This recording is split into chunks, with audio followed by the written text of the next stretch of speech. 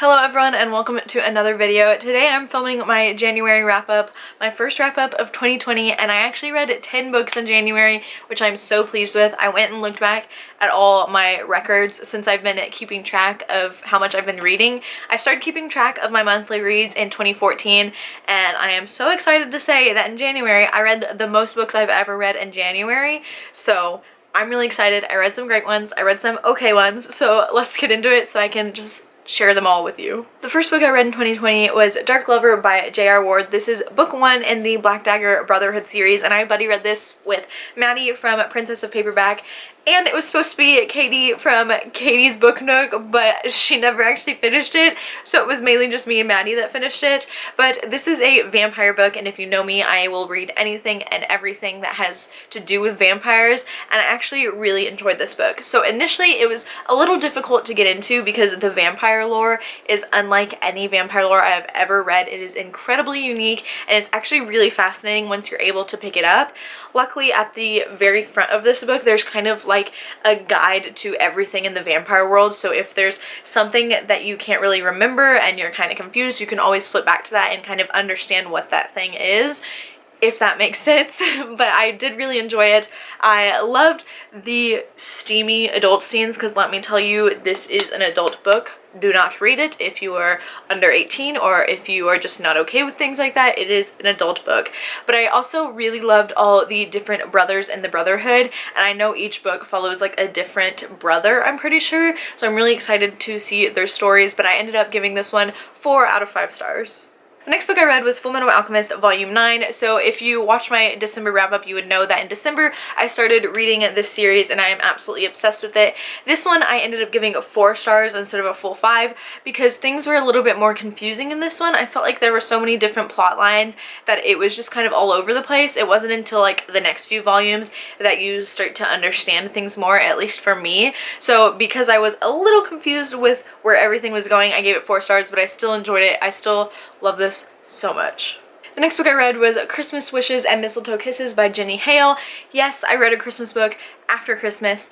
It's fine, we're not going to talk about it. Actually, we are, because I need to tell you what I thought of it. So basically, this follows a single mother named Abby. So she's a home nurse for this really, really rich lady, and her grandson needs some interior decorating, and Abby has always wanted to interior decorate, but she didn't know how to get that started because she is a single mother, so she wants a secure job like nursing so she can provide for her son. But Nick, the billionaire, needs a designer, so he's like, Grandma said you're cool, so I'm gonna hire you, just get it done, I don't care what you do. Of course, it's a Christmas, like, Hallmark story, so they fall in love. You know how it goes. This is a Hallmark movie, which I haven't seen yet, and I'm gonna go ahead and say that I would probably enjoy the movie more. Honestly, was not a fan of Abby. I thought she was annoying, and she kind of acted like Nick owed her something, and she was pretty pushy, but it was a cute Christmassy story, so I ended up giving it 3 out of 5 stars. The next book I read was Yona of the Dawn Volume 1. I buddy read this with Katie from Katie's Book Nook, and we both really enjoyed it. I did give it 4 out of 5 stars though, because there is a thing here in the beginning. It's not a spoiler, it's just who she's in love with initially. It just makes me very uncomfortable, and Maddie said that that's kind of like a theme in shoujo mangas, which is not my favorite, and it's kind of disgusting, but we still enjoyed it. We got past it. I'm really excited to continue on with the series. I know there's like a ton of books in this series, but I'm so excited because now they're going on a journey, and I want to know what the journey is. The next ones I'm going to talk about all together because that is Fullmetal Alchemist Volume 10, 11, and 12, and I gave all of these 5 out of 5 stars. I really, really loved it.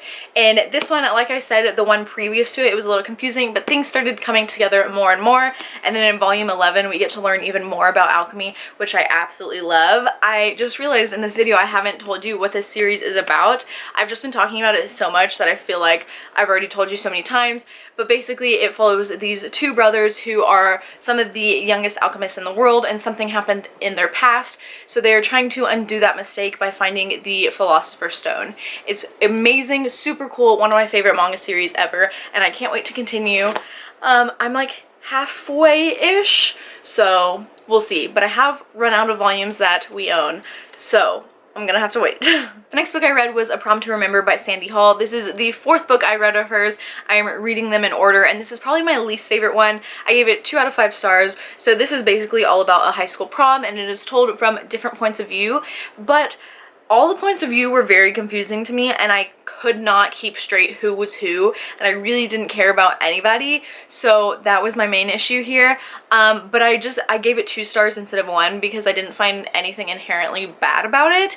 It was just not my thing. The next book I read was Sinner by Maggie Stiefvater. Now this is the 4th-ish book in the Shiver series, but it's kind of just a trilogy, and this is like a spin-off because this is after like the trilogy is completed and one of the character moves across the country to go follow a girl. So if you've read the trilogy, you know Isabel and Cole, and that's who this follows. So in this one, I lost every ounce of respect I had for Isabel, and I actually no longer like her. Like before, I was kind of like, she's kind of a terrible person, but in this one I really saw that she is truly a terrible person, and so I ended up giving this one 2 out of 5 stars. The only reason I gave it 2 instead of 1 was because I really like Cole and his transformation in the entire series. And the last book I read in January was The Shortest Distance Between Love and Hate by Sandy Hall. This is her 5th and final book that's currently out, so now I have read every Sandy Hall book. I really enjoy them because they're short and quick, but some of them aren't for me and some of them are. This one was just kind of middle of the road. So it follows a girl named Paisley who's in college, and Paisley is also in A Prom to Remember. But like I said, I didn't really understand those characters. They were all really confusing to me, so it was nice to finally be able to separate characters and figure out who is who. Like I said, it's set in college, which is really nice because I love reading college books, but I feel like I don't find a lot of college age books, you know what I'm saying?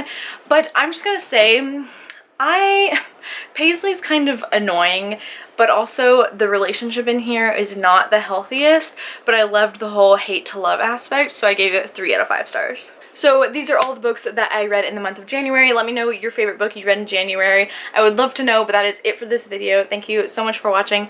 As always, my social media links will be down below, and I'll see you next time. Bye!